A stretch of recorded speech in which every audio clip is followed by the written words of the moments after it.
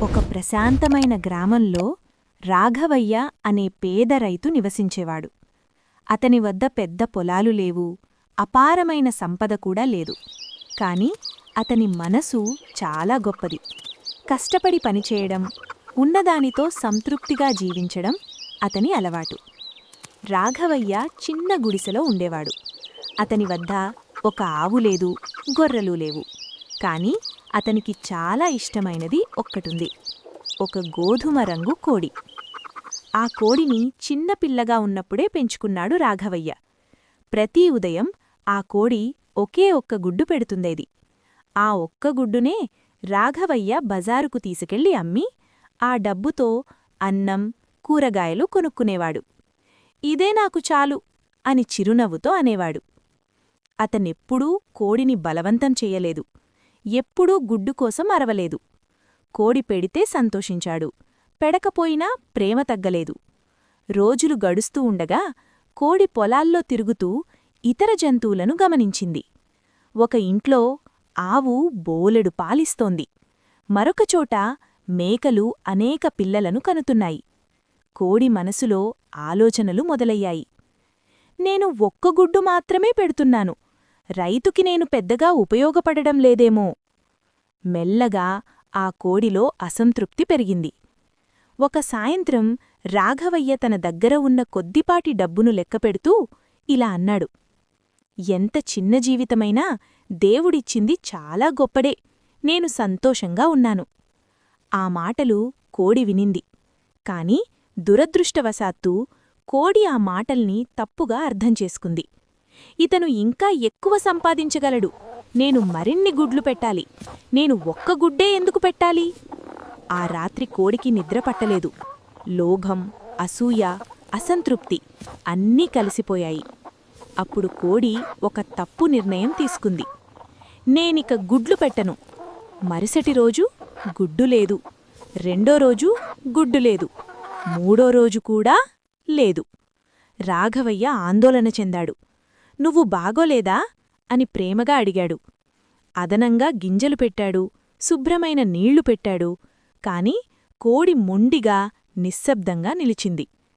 కొన్ని రోజుల్లో రాఘవయ్యకి బజారుకు తీసుకెళ్లడానికి గుడ్డు లేకుండా పోయింది. ఇంటి పరిస్థితి కష్టమైంది. కొన్ని రాత్రులు ఖాళీ కడుపుతోనే నిద్రపోయాడు. అయినా కోడిపై కోపం చూపలేదు. నీవు నా బాధ్యత అన్నాడు. పక్కింటివాళ్లు మాట్లాడుకోవడం మొదలుపెట్టారు. గుడ్లు పెట్టని కోడిని ఎందుకుంచుకుంటావు?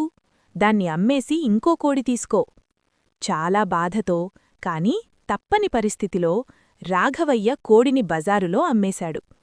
ఆ సమయంలోనే కోడికి నిజమర్థమైంది. నేను కృతజ్ఞతగా ఉంటే బాగుండేది, నాకు ఉన్నదాన్నే విలువగా భావిస్తే బాగుండేది. కాని అప్పటికే ఆలస్యమైంది. రాఘవయ్య కొత్త కోడిని తీసుకొచ్చాడు. ఆ కోడి రోజూ గుడ్లు పెట్టింది. జీవితం మళ్లీ సాధారణంగా సాగిపోయింది. కాని రాఘవయ్య అప్పుడప్పుడు పాత కోడిని గుర్తుచేసుకుని ఇలా అనేవాడు: నాకు అప్పుడే చాలానే ఉండేది. నీతి: మనకు ఉన్నదానికే కృతజ్ఞత లేకపోతే ఉన్నదాన్ని కోల్పోతాం. చిన్నదిగా కనిపించేదే నిజంగా మన జీవనాధారం కావచ్చు. లోభం ఆనందాన్ని దూరం చేస్తుంది. ఒకప్పుడు అడవి సమీపంలోని గ్రామంలో రాఘవ అని ఒక దయగల వడ్రంగి ఉండేవాడు. అతను చాలా సాధారణ మనిషి, నిజాయితీగాను ప్రతిరోజూ తన కుటుంబాన్ని పోషించటానికి కట్టెలు నరికి జీవించేవాడు. ఒక మధ్యాహ్నం ఉదయం అంతా పనిచేసిన తరువాత రాఘవ్ పెద్ద మర్రిచెట్టు నీడలో కూర్చుని నీళ్లు తాగుతున్నాడు. అప్పుడు అకస్మాత్తుగా ఎక్కడో దగ్గరలో నుంచి ఒక విధమైన గర్జన వినిపించింది. భయంతో, ఆసక్తితో రాఘవ్ ఆ శబ్దమున్న దిశగా పరుగెత్తాడు.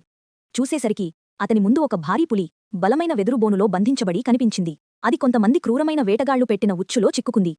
పులి బలహీనంగా, భయంగా, నిస్సహాయంగా కనిపించింది. దయచేసి నన్ను కాపాడండి అని పులి నీరసమైన స్వరంలో చెప్పింది. నేను 2 రోజులుగా ఇక్కడే బంధించబడ్డాను, ఆకలితో చస్తున్నాను, నన్ను విడిపిస్తే నేను మీకు ఏమీ చెయ్యను అని మాట ఇస్తున్నాను.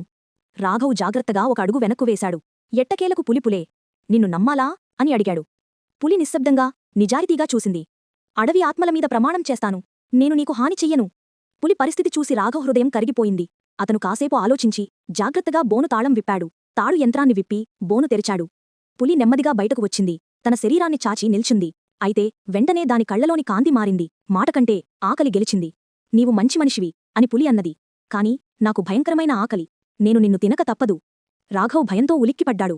ఇదేనా మంచి చేసిన వారికి ఇచ్చే ప్రతిఫలం అని ప్రశ్నించాడు. పులి సమాధానమిచ్చింది. ప్రకృతి వాగ్దానాల గురించి పట్టించుకోదు. నాకు జీవించడానికి ఆహారం కావాలి. ఇద్దరూ వాదిస్తూ అడవిలో ముందుకు సాగితుండగా ఒక పెద్ద పీపల్ చెట్టు కనిపించింది. రాఘవ్ అడిగాడు, ఓ జ్ఞానవంతమైన పీపల్ చెట్టు, మంచి చేసిన వారికి ఇలానే జరుగాలా? పీపల్ చెట్టు ఆకు విరుస్తూ మాట్లాడింది. నేను ఏళ్ల తరబడి నీడను, ఆశ్రయాన్ని ఇస్తున్నాను. కాని మనుషులు నా కొమ్మలు కోస్తారు, నా తొర్రపై పేర్లు చెక్కుతారు. మంచి చేసిన వారికి ప్రతిఫలం ఎప్పుడూ మంచి రూపంలో రాదు. పులి చిరునవ్వు నవ్వింది. చూసావా, చెట్టు కూడా నేనే సరైనని చెబుతోంది. కొద్ది దూరం వెళ్లాక వారు ఒక వృద్ధమైన గేదెను చూశారు. రాఘవ్ అదే ప్రశ్న అడిగాడు. గేదె లోతుగా నిట్టూర్పు విడిచింది. నేను జీవితమంతా రైతులకు పనికొచ్చాను, పొలాలు దున్నాను. ఇప్పుడు వృద్ధురాలినయ్యాక నన్ను సరిగ్గా పోషించరు. మంచి చేసిన వారికి గౌరవం అరుదే. పులి మరింత సంతోషించింది. ఇంతకీ నీకు సమాధానం స్పష్టమైందిగా? రాఘవ్ నిరాశలో మునిగిపోయాడు. అప్పుడే గ్రామమార్గంలో ఒక తెలివైన నక్క ప్రశాంతంగా కూర్చుని కనిపించింది. ఏమైందయ్యా అని నక్క అడిగింది. రాఘవ్ మొత్తం కథను చెప్పాడు. నక్క అయోమయంగా తలగీసుకుంది. పులిని నువ్వే విడిపించావా? అది హాని చెయ్యనని చెప్పిందా? ఇప్పుడు నిన్ను తినాలంటోందా? అవును అన్నాడు రాఘవ్. నక్క నవ్వుతూ, అంటే నాకు అర్థం కాలేదు. ఎలా జరిగిందో చూపించు. వాళ్లు తిరిగి బోను దగ్గరకు వెళ్లారు. నక్క చుట్టూ తిరుగుతూ చూసింది. ఈ బోను పులి లోపల సరిపడదే. నిజంగానే ఇందులో బంధించబటావా? పులి ఆగ్రహంతో గర్జించింది. అవునే, ఈ మూర్ఖుడు నన్ను విడిపించాడు. నమ్మలేకపోతున్నాను. మొదట ఎలా ఉన్నావో చూపించు. లోపలికి వెళ్లి చూపించు. కోపంతో ఉడికిపోయిన పులి తిరిగి బోనులోకి దూకింది. అప్పటికీ నక్క అరుస్తూ, ఇప్పుడే రాఘవ్, తలుపు మూయి. రాఘవ్ వెంటనే తాడును లాగి బోనం మూశాడు. పులి గర్జిస్తూ బోనును ఊపింది కాని అది బలంగా ఉన్నది.